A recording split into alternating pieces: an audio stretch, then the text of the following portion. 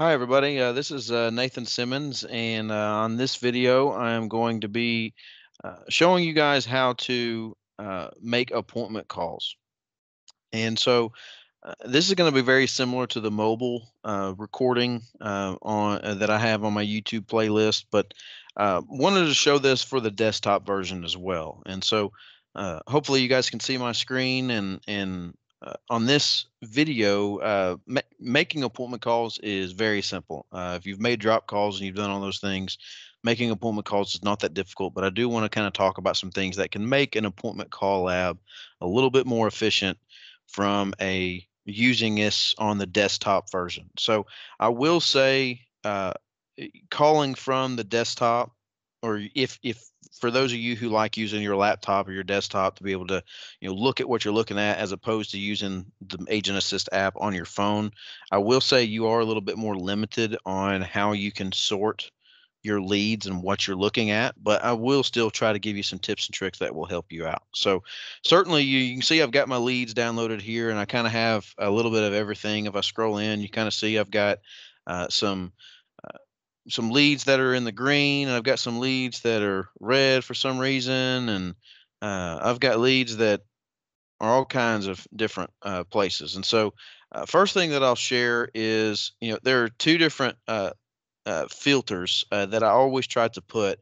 Now, one of those filters you can't put on the desktop version, but you can on the mobile version. So make sure you go watch that video and you use whichever one you feel the most comfortable with, as far as what whether you like to go through a call lab using your phone only, or using the desktop and just being able to have the screen up in front of you. So I will first off say, before when anytime I'm going into an appointment call lab, and this is something I recommend for everybody, is to uh, always make sure that you have this filter set up, because it can make your life a whole lot more simpler and just making sense of what you're looking at. And what I'll say is, uh, what going to help you is, when I go into an appointment call lab, you can see I've got my current lead status showing me new leads, showing me all the new leads that I have.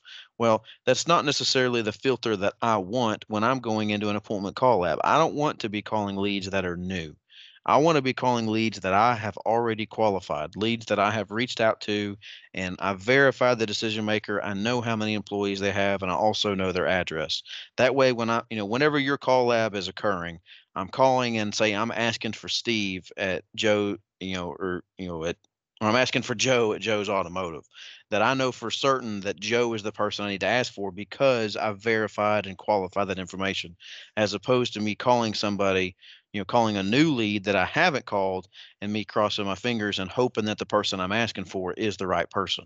So I want to be looking at the leads that I've already qualified. So if I hit apply filter, it's going to then show me all the leads that are qualified for me. Now, I don't have a ton, but it'll do for this example. So you can kind of see here, all of these leads that have a Q on them. It is strictly showing me the leads that I know I've got the verified decision maker name. When I'm reaching out to these people, I know I'm going to be asking for the right person, or I should be, because I was told that that's the person that's going to be the one who makes the decisions for that specific company.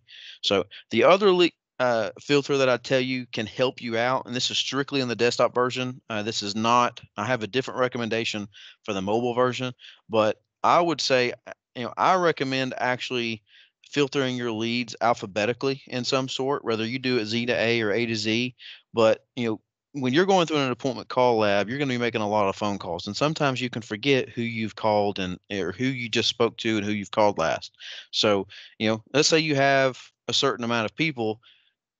Let's say I call Andrews Paving. Well, I know that, okay, well, now I can go to my B's and I can start just going down a list and just trying to remember who I've called. It sounds kind of elementary for me to mention, but I promise you, when you get into a day when you're making 90 to 100 phone calls during an appointment call lab, they all start kind of running together and you forget who you're calling.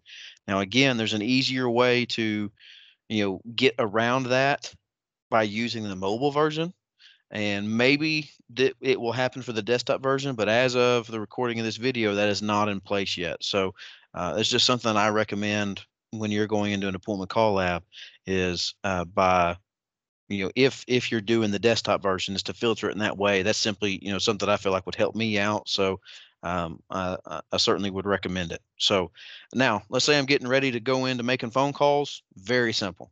All I've got to simply do is click on the lead that I want to call, and you can see here I've got um, the number that I need to call right here, and the person that I need to ask for, the CEO, is Donna Russell.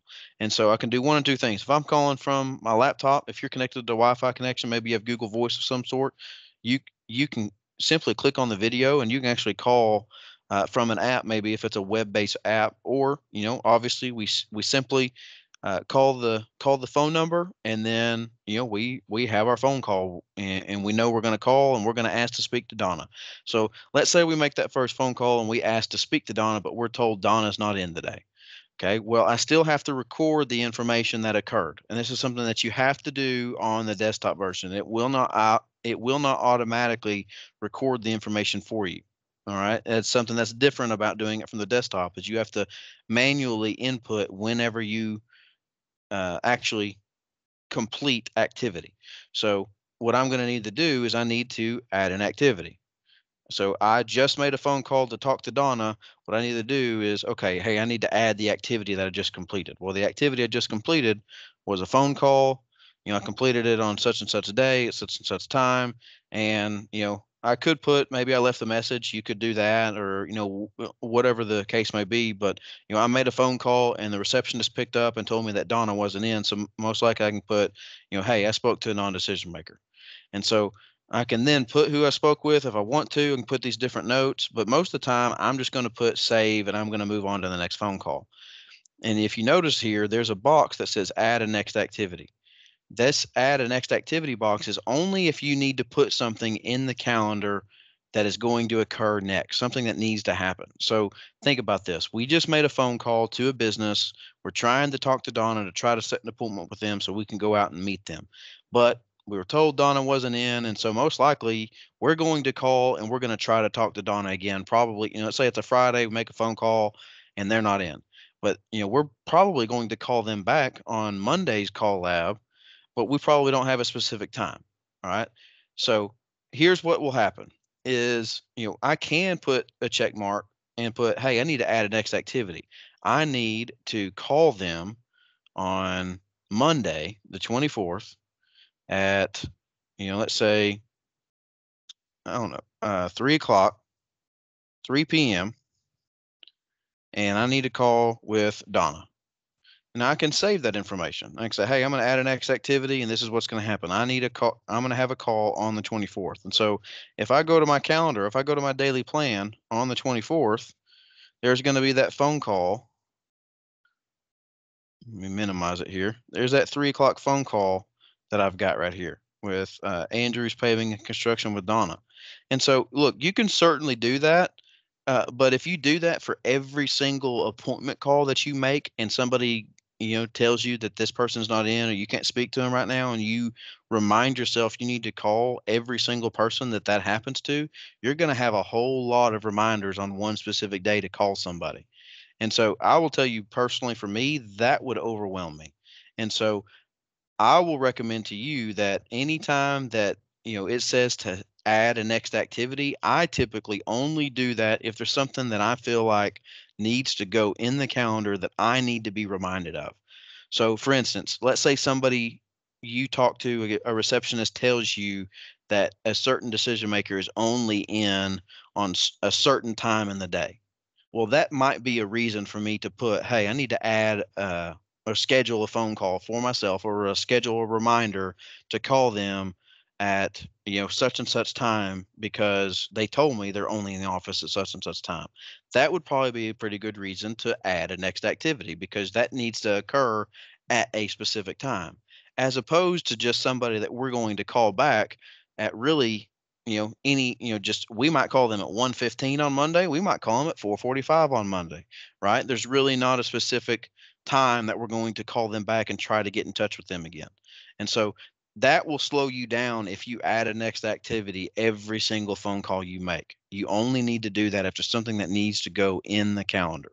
All right. So last example I'll give is, let's say we call this BKB construction. All right. Because I just finished up with Andrews Paving. I'm going to click that. I'm going to make my phone call. Phone call's over with. And let's say I called and I asked to speak to Brian. I got Brian on the phone and I was able to set an appointment with him for Wednesday of next week.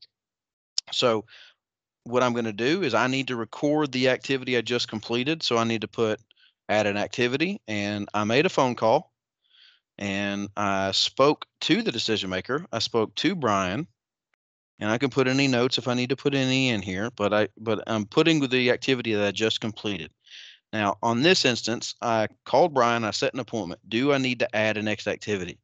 Yes, I do, because what is that next activity that needs to go in the calendar? It's the appointment or that meeting that I just scheduled. That is something that needs to go in the calendar.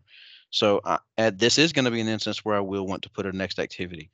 I hit add a next activity, and that next activity is going to be a meeting for, say Wednesday at maybe, I don't know, 10:30 in the morning. And hopefully my meeting's not 2 hours.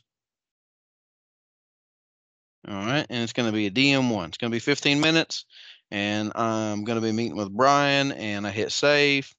And so now everything's good. My activity's been updated. If I go look up here at the top, the status of this group is a DM1, and I go look at my daily plan, and now if I go look on the 26th, there is that DM1 that I've scheduled. All right. So very simple to make some appointment calls, but if you don't know some certain tips and tricks, sometimes appointment call labs, you can almost feel like it's slowing you down a little bit. And so I will say there's some added work that maybe you necessarily don't need to complete unless you just feel like you need to do so for yourself. Okay. This is really only is what, if you feel like you need to do some of that stuff that's something that needs to be reminded of you later, then by all means go ahead and do that. But don't feel like you have to input that information just because it allows you to do so. All right. So hopefully this helps you out and helps you be a little bit more efficient with your appointment call labs and making appointment calls. And make sure to tune into the mobile version to get some tips and tricks for that as well. Because like I said, there are some different techniques between the two versions that can help you out, and maybe you might like one method or you might like using your phone better than you do the desktop. So just make sure that you check that out.